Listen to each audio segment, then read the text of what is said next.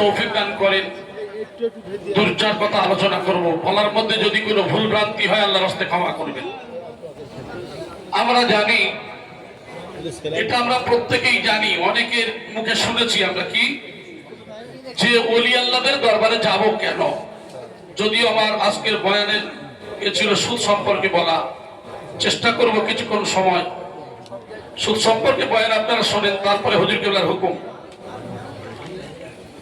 আসলে আমি যে আয়াতে কারিমা পড়েছি এটা তো আপনারা নামাজে পড়েন, ইহদিনাস সিরাতাল মুস্তাকিম সিরাতাল লাযিনা আন'আমতা আলাইহিম, পড়েন না? পড়েন না?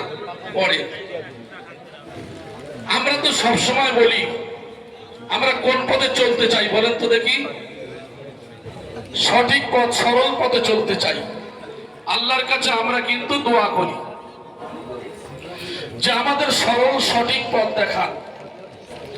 কোন সরল সঠিক পথ? যেটা আমরা বলে থাকি সিরাতে মুস্তাকিম, সিরাতাল লাযিনা আন'আমতা আলাইহিম, তোমার নিয়ামত প্রাপ্ত বান্দাদের, ওই নিয়ামত প্রাপ্ত বান্দাদের পথ। অতএব এখানে কথাটা ভালো করে একটু বুঝতে হবে। আমরা আল্লাহর কাছে দোয়া চাই। আমরা কিন্তু যারা এখানে আছি, গোটা পৃথিবীর সমস্ত ইমানদার মুমিন যারা, আমরা কিন্তু যে যে সিলসিলা যাই হোক না কেন, সবার ভাষা কিন্তু একটাই, ইহদিনাস সিরাতাল মুস্তাকিম সিরাতাল লাযিনা আন'আমতা আলাইহিম।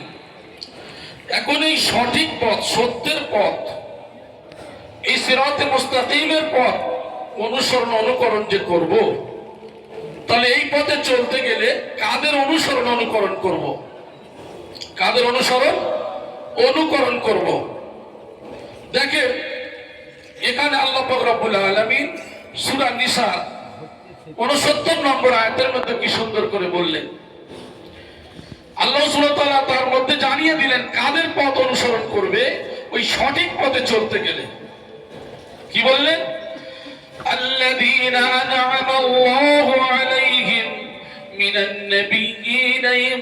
নাবিয়্যিন ওয়াস-সিদ্দীকিন ওয়াশ-শুহাদা'i ওয়াস-সালিহিন ওয়া হাসুনা উলাইকা রাফীকা। আল্লাহ জানিয়ে দিচ্ছেন যে চার ব্যক্তির পথ ধরতে বললেন। সরল সঠিক পথ যদি তোমরা পেতে চাও তাহলে চার ব্যক্তির অনুসরণ অনুকরণ করতে বললেন। সেই ব্যক্তির মধ্যে এক নম্বর ব্যক্তিকে, তারাই হলো নবীগণ। জোরে বলেন সুবহানাল্লাহ। তারপরে কি বললেন? সিদ্দিকগণ। তারপরে কি বললেন? শহীদগণ। তারপরে কি বললেন? নেককার বান্দাগণ। জোরে বলেন সুবহানাল্লাহ।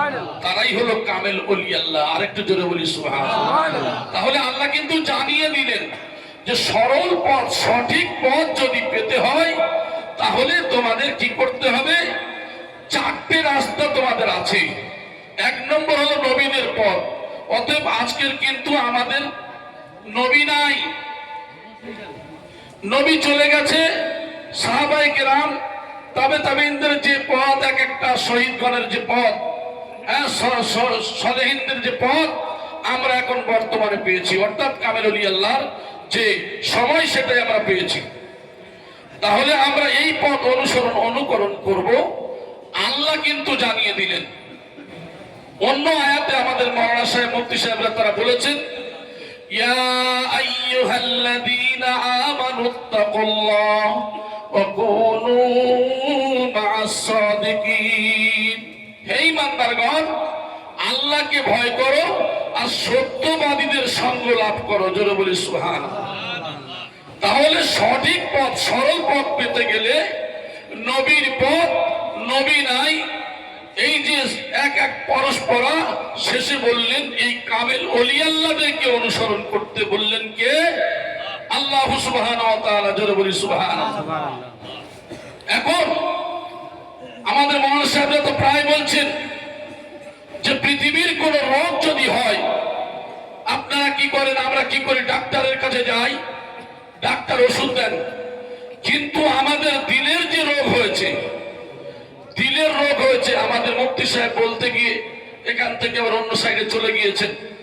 এই জন্য করে আমি এখান থেকে একটু টাচ দিয়ে দিচ্ছি, কারণ এই যে দিলের যে রোগ হয়েছে, এই দিলের রোগের ডাক্তারটাকে আজকের কিন্তু নবী নাই।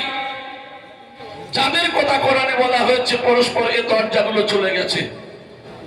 শেষ দরজা হলো এই কামেল ওলি আল্লাহ, ইনারা হলেন রুহের ডাক্তার। জোরে বলি সুবহানাল্লাহ।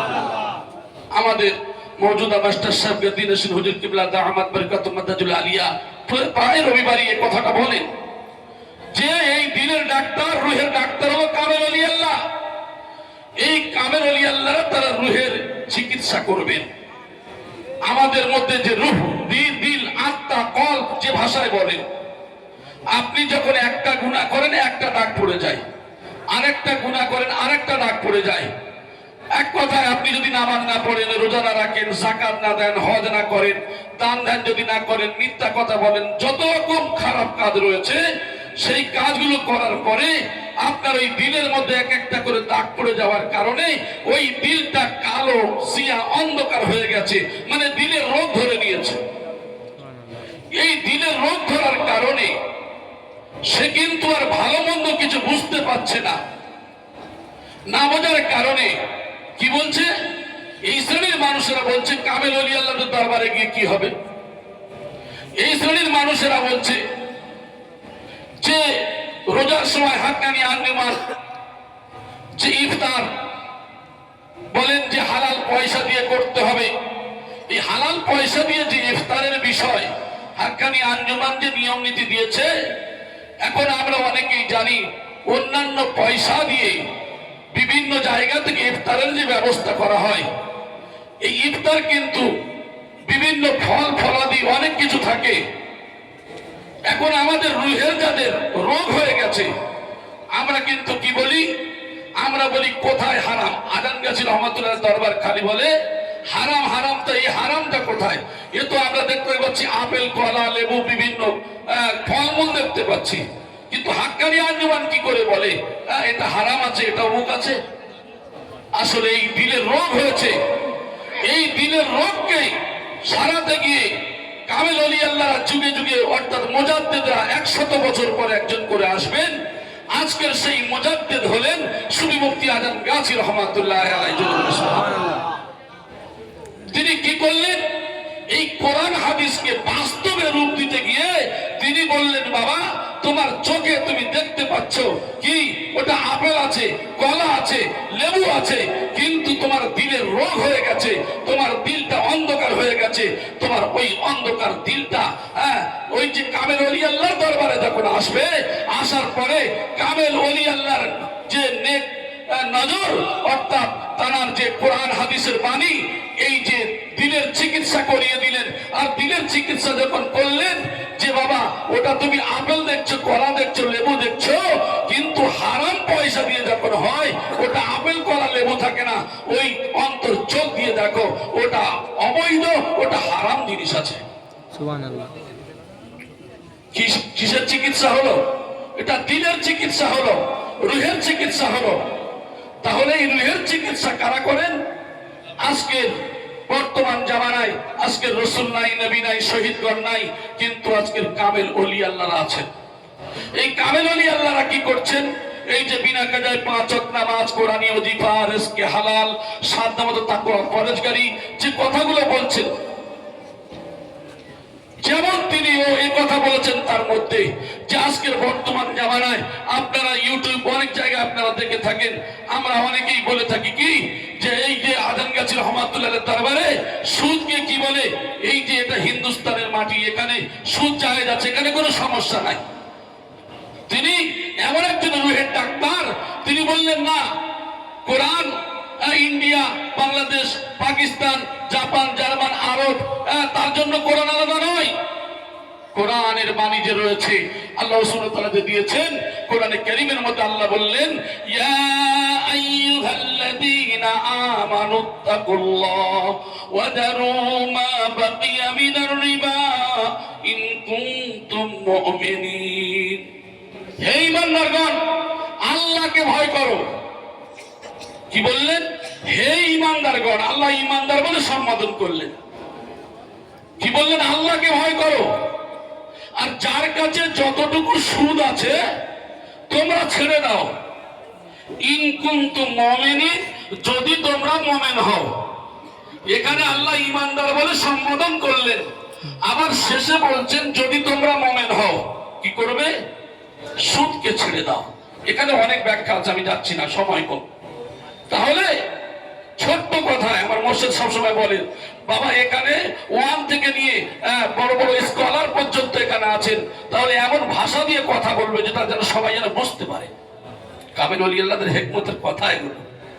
জি, তো যাই হোক, এই যে সুদ আল্লাহ সুবহানাহু ওয়া তাআলা যে বললেন যে হে ঈমানদারগণ আল্লাহকে ভয় করো, আর যার কাছে যতটুকু সুদ আছে ছেড়ে দাও, যদি তোমরা আমি আল্লাহ, আমি রব, আমাকে বিশ্বাস করে থাকো।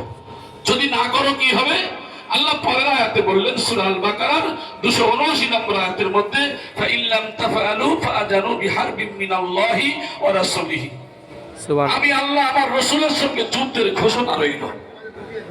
আজকের আমরা লক্ষ্য করে দেখি, আমার এমন একটা কামেল ওলি আল্লাহর দরবারে এসেছি, এই যে এমন একজন মুজাদ্দিদের দরবারে এসেছি, এমন একটা ওলি আল্লাহর দরবারে আমরা এসেছি, আমাদের সেই রুহানি ফয়েজ দিয়ে সেই রুহের চিকিৎসা করিয়ে দিলটাকে এত পবিত্র করে দিয়েছেন যে আমরা জানি সব জায়গায় আমরা শুনছি কি সুদ বর্তমানে হালাল, এটা হিন্দুস্তানের মাটি, এখানে সুদ জায়েজ আছে।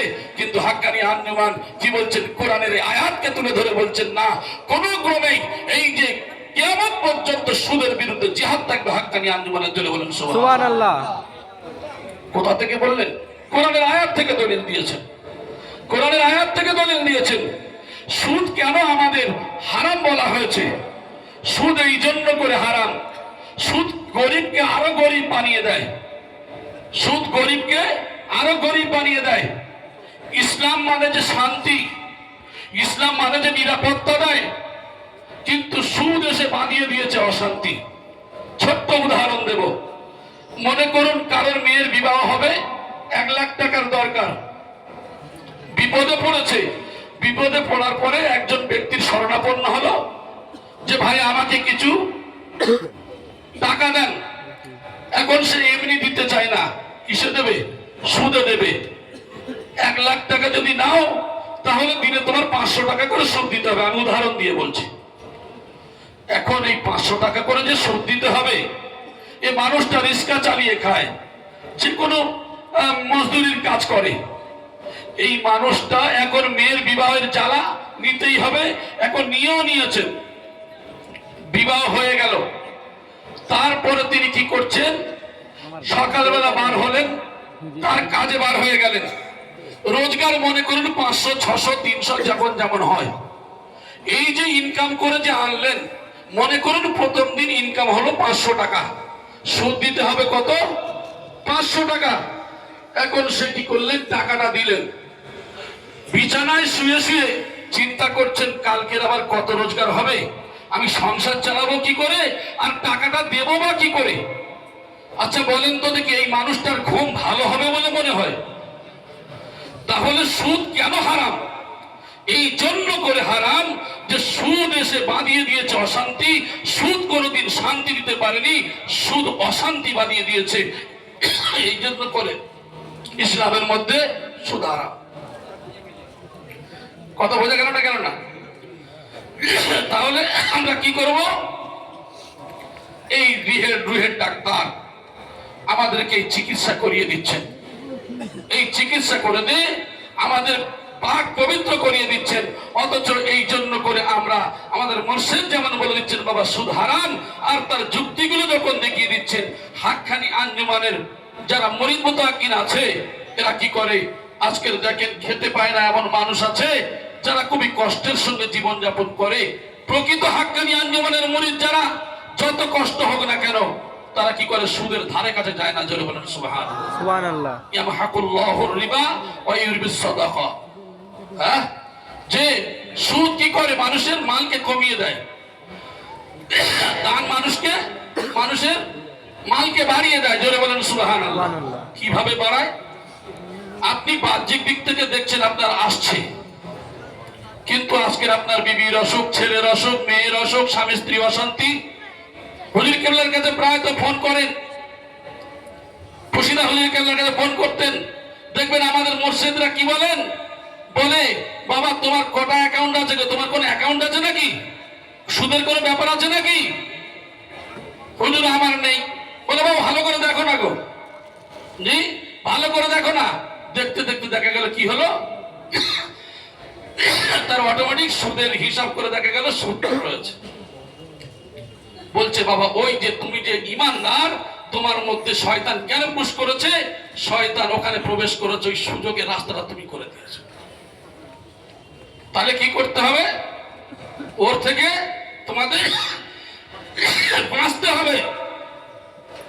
সেই বাঁচার রাস্তাটা এই রুহের ডাক্তার, দিলের ডাক্তার, এই হাক্কানি আঞ্জুমান শরীয়ত আজম গাছী রহমাতুল্লাহ আলাইহির পরপর খলিফাগণ আমাদেরকে সেই চিকিৎসা করিয়ে পাক ও পবিত্র করিয়ে দিচ্ছেন। জোরে বলি সুবহানাল্লাহ।